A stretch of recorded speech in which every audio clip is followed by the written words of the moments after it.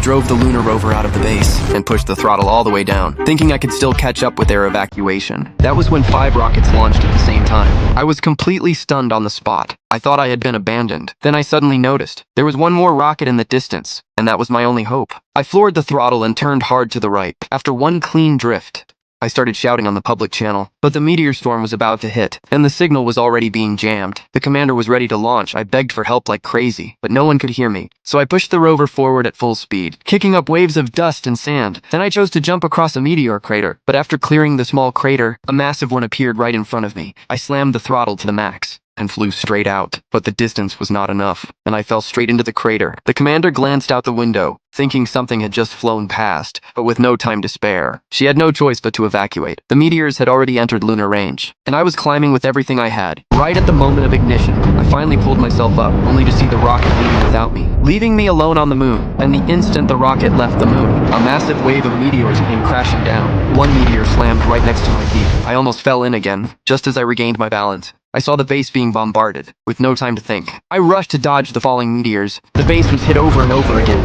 and fear rushed straight into my chest, staring at the distant crater. I remembered a saying: 2 meteors never fall into the same crater. But the very next second, one meteor came flying in at full speed and hit the exact same crater. I was knocked unconscious on the spot. When the oxygen alarm woke me up, I pressed the button to start an emergency link. But right as I began to cry for help, I turned around and saw a meteor appear right in front of me. It exploded as it slammed into Earth, and I witnessed it with my own eyes. At that moment, Earth was facing an unprecedented disaster.